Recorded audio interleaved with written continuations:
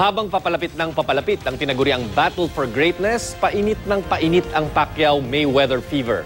Kaya maging mga ka-look-alike nila, nagpatikim na ng sarili nilang versyon ng pinakaabang laban. Balitang hatid ni Lala Roque.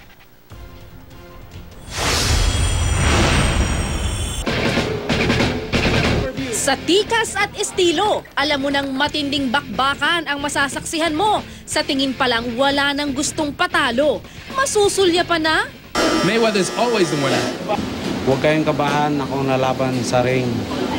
All I need, 3. Dito sa isang gym sa Marikina, makikita mo silang nagtitraining. Ang matinding magkalaban, nagpapakitang gilas na.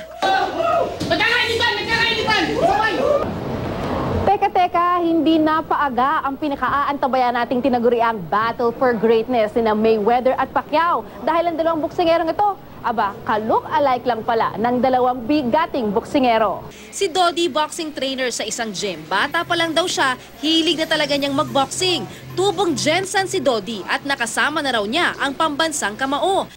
Siyempre, ang manok niya sa laban, ka-look-alike niya. Dati, pag magkasama kami dati sa Malabon, parang sabi nyo, basta pa kami, para magkapatid kami. Sabi mo, magkapatid ba kayo? Hindi naman, magkababae na kami. Si Ilford naman, isang basketball player at tubong New York sa Amerika. Boksingero rin daw ang kanyang ama noon at nahihilig din siya sa boxing ngayon. A lot of people were calling me Mayweather. I get Michael Jordan, Mayweather. So that's when I discovered, I looked myself in the mirror, I was like, yeah, I guess there's a little bit of a resemblance. Kung dito pa lang sa gym na ito, sa pakitang gilas ng lookalikes, ganado na ang ating mga kababayan. Paano pa kaya sa darating na Mayo at 3 oras dito sa Pilipinas? Lala Roque, GMA News.